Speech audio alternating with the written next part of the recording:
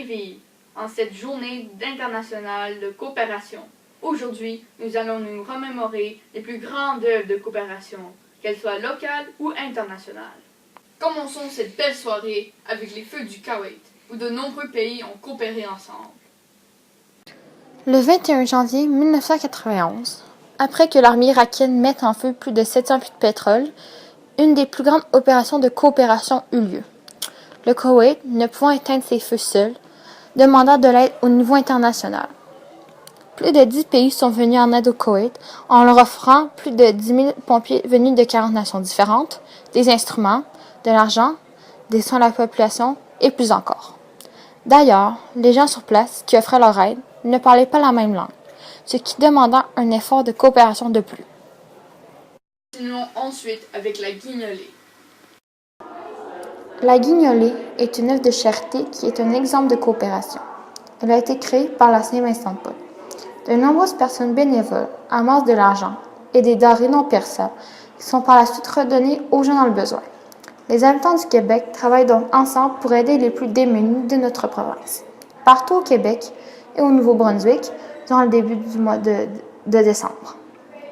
Depuis le début de sa fondation, la guignolée a amassé plus de 25 millions de dollars.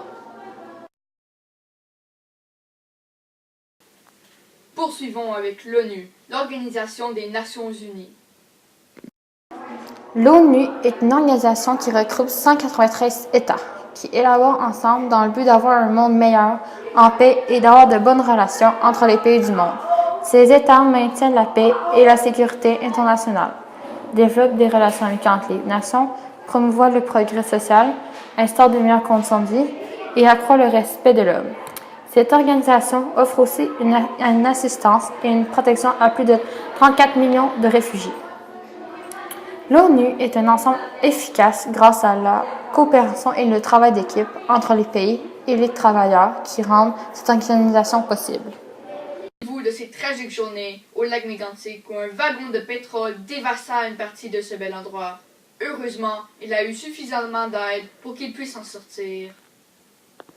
À la suite de la tragédie au lac Mégantic du 6 juillet 2013, la municipalité de cet endroit eut besoin d'aide de toute la population du Québec. Plus de 150 pompiers ont été nécessaires pour éteindre le feu. Des pompiers de partout aux alentours ont soutenu les pompiers locaux, ce qui a évité plusieurs dommages. Heureusement, pour aider les habitants, la population du Québec a répondu en grand nombre. Non seulement 7,2 millions de dollars ont été amassés, mais l'ensemble du Québec a soutenu le lac Mégantic par les pensées. Terminons maintenant avec CAPSA et le Comité Rivière, qui ont été créés à Saint-Raymond à la suite des inondations d'avril 2014. Le but était de travailler ensemble pour trouver une solution à leur problème. On regarde le reportage. CAPSA et le Comité Rivière ont été formés suite aux inondations d'avril 2014 par la ville de Saint-Raymond. Le Comité Rivière regroupe des bénévoles qui sont citoyens, élus municipaux et directeurs de services municipaux et se regroupent mensuellement pour trouver des solutions aux nombreuses inondations et ainsi rendre service à la ville. La CAPSA est le comité expert qui soutient le Comité Rivière. Merci d'avoir écouté ce spécial sur la coopération.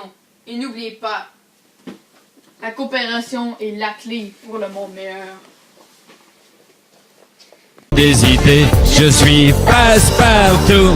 Du Fort Boyard, je guide les casse-cou dans les traquenards qui rêvent de sous et de boyards. Hey! Je suis passe-partout du Fort Boyard. Je sonne le gong du grand départ. L'esprit d'équipe est toujours là. Vous allez bien ce soir?